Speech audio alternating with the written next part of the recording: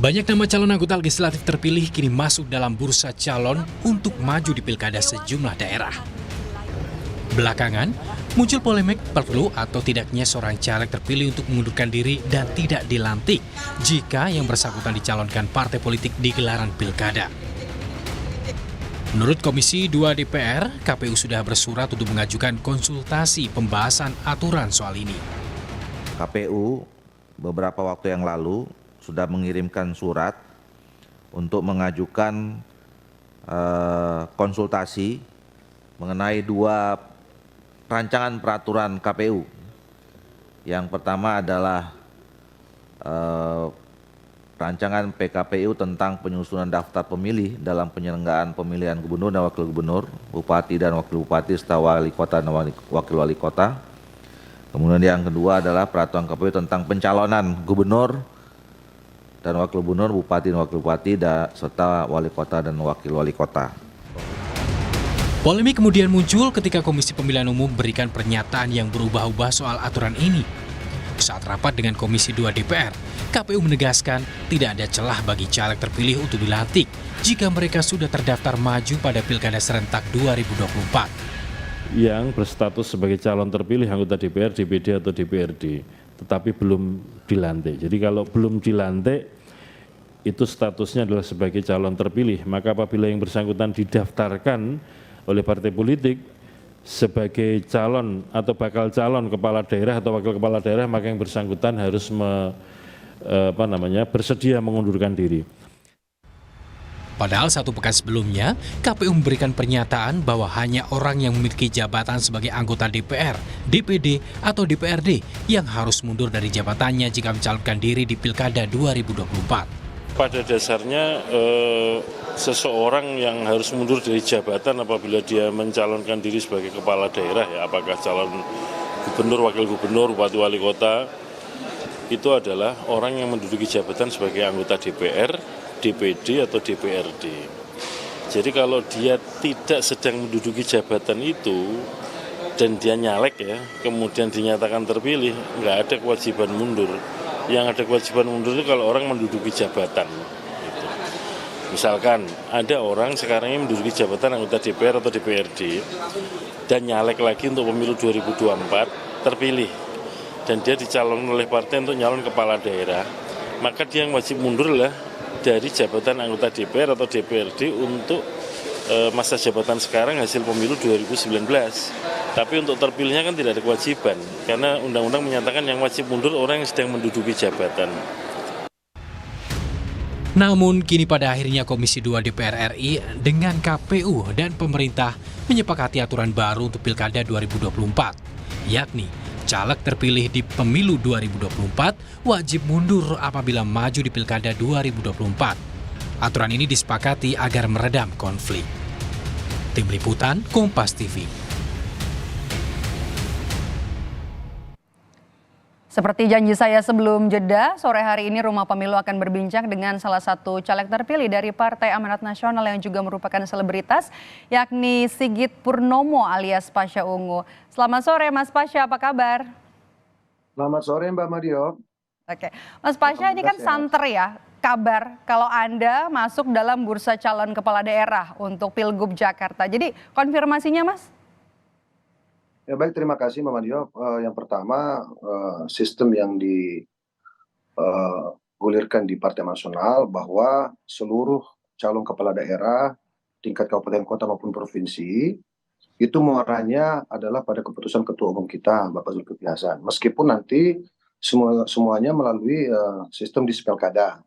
Nah, sistem Dispilkada inilah yang kemudian akan melakukan analisa, survei dan lain sebagainya agar kemudian nanti bila mana ada kader yang dianggap memenuhi kualifikasi, memenuhi persyaratan untuk bisa maju, ini akan direkomendasikan kepada Ketua Umum, sehingga Ketua Umum lah yang memutuskan. Nah, memang beberapa waktu kemarin Ketum PAN sempat menyampaikan beberapa nama di media, termasuk diantaranya Ibu Zita Anjani yang hari ini duduk sebagai Wakil Ketua DPRD Provinsi, Bapak Eko Patrio, dan termasuk nama kami. Ya saya kira kami sebagai kader pada prinsipnya fatsun dan mengikuti apa yang menjadi arahan Ketua Umum. Ketua Umum lah yang lebih lebih pantas, lebih paham menilai siapa-siapa kader yang kira-kira wajar untuk dicalonkan khususnya di Pilkada DKI gitu Mbak Madio. Tapi kalau diusung siap ya Mas Pasya? Ya kami sejujurnya hari ini lolos sebagai anggota DPR RI terpilih ini sudah bahagia sekali. Memang ini kan menjadi unik karena belum pernah terjadi di pemilu-pemilu sebelumnya, pilkada serentak bersamaan dengan pileg ya, maksud kami di tahun yang sama. Secara prinsip statement daripada Ketua KPU ini cukup menjadi angin segar bagi semua partai. Karena memang yang paling sulit di partai itu menurut kami Mbak, untuk mencari calon kepala daerah. Tidak semua partai memiliki kesiapan ya dari sisi kader ya untuk bisa maju sebagai calon kepala daerah. Kebetulan memang kami di Partai Amanat Nasional kami salah satu yang sudah pernah bisa dikatakan punya pengalaman memimpin sebuah daerah di level kota gitu. Jadi saya kira mungkin itu menjadi salah satu alasan ketum, salah satu alasan partai untuk paling tidak menyebutkan nama kami di kontestasi Pilkada DKI Jakarta gitu. Sebagai kader tentu kami siap bila mana dipercayakan, bila mana ditugaskan untuk maju sebagai calon kepala daerah dimanapun itu Mbak. Siap ya dengan pengalaman yang dimiliki ya. Oke, kalau gitu sudah menjalin komunikasi dengan parpol mana saja Mas Pasya untuk nanti bisa maju ke Pilkada Jakarta? Kalau untuk DKI ini kan memang punya Mbak, ini punya kualifikasi khusus ya. Jadi domain ini memang sebenarnya dimiliki oleh elit partai kami, khususnya ketua umum.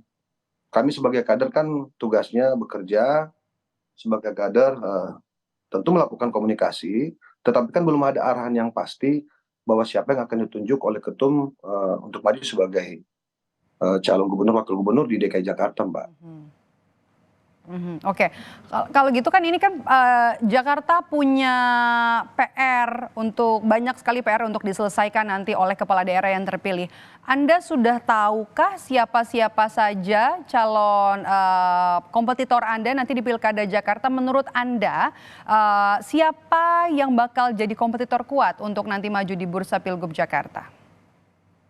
Politik ini kan sangat dinamis ya Mbak ya. Kadang-kadang kita berpikir ini ada salah satu tokoh, ini ada salah satu figur yang paling pantas, paling layak, paling cocok untuk menyelesaikan problem-problem sosial yang ada di DKI Jakarta.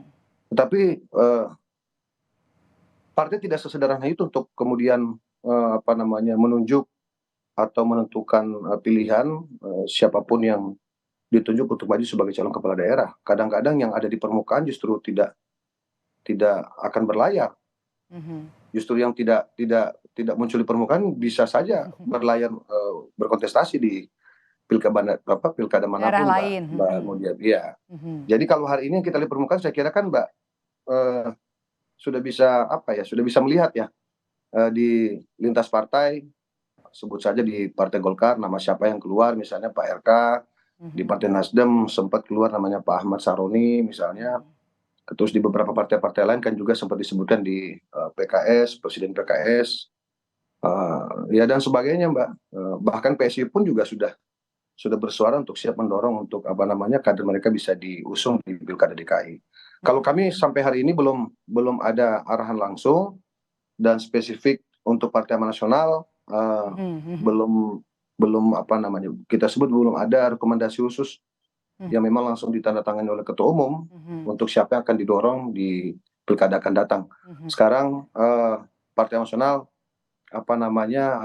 sedang fokus di hal yang lain, sehingga untuk pilkada DKI ini domainnya adalah domain ketua umum. Kami tinggal menunggu arahan daripada ketua umum Mbak Madio. Oke. Nah tadi kan Mas Pasya juga sudah menyinggung ya soal aturan caleg terpilih untuk ikut pilkada.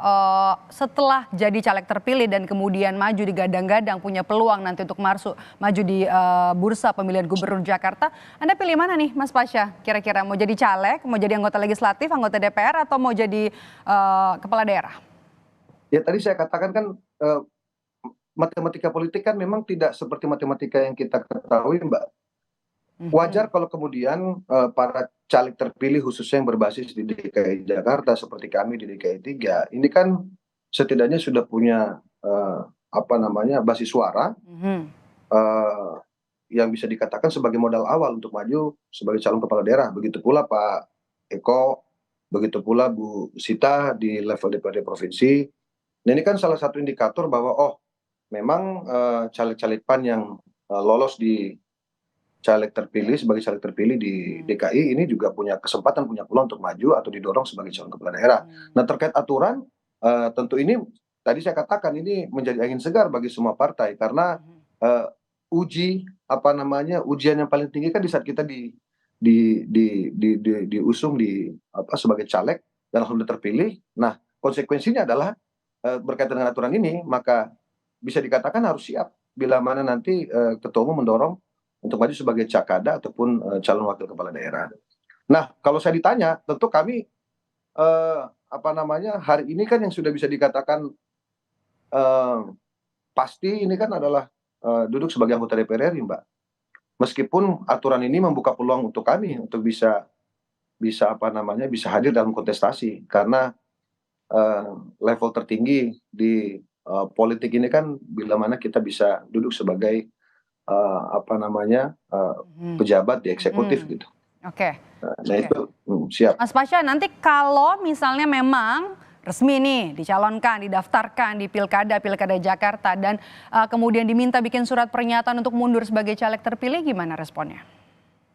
Selama itu adalah keputusan ketua umum, keputusan partai, kami sudah berkhidmat di partai ini sudah bisa dikatakan hampir 15 tahun, Mbak.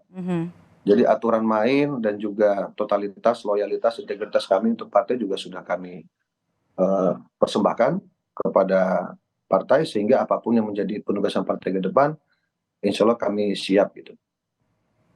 Oke, aturan ini sudah dibahas belum Mas di internal partai kan karena banyak ya, bukan cuma nama Mas Pasha doang. Tadi kan ada nama Mbak Zita, untuk di Jabar juga ada nama Mbak Desi, begitu. Sudah dibahaskah soal aturan ini di internal Partai Amanat Nasional?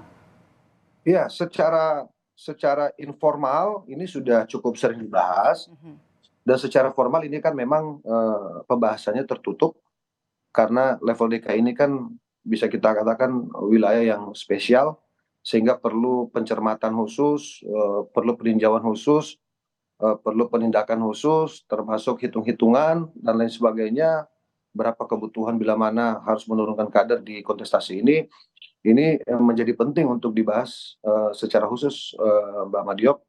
Tapi saya yakin insya Allah pada waktunya nanti PAN akan memutuskan siapa yang akan didorong dan sepertinya keputusan ketua umum adalah tetap mendorong kader untuk maju di Pilkada DKI. Oke. Terakhir, Mas Pasha, kalau ternyata nanti ya diusung maju di Pilkada, tapi kalah, tapi status Anda sudah bukan merupakan caleg terpilih lagi nih, apa yang akan Anda lakukan, Mas Pasha?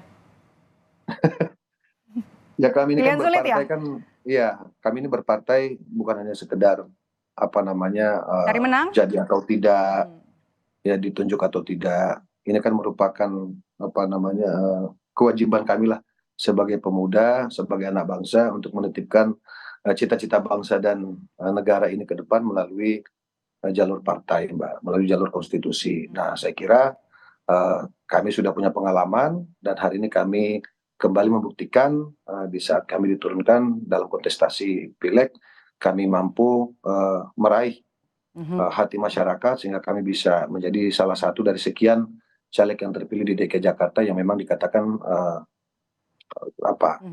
dapil tersulit yang ada di Republik ini gitu.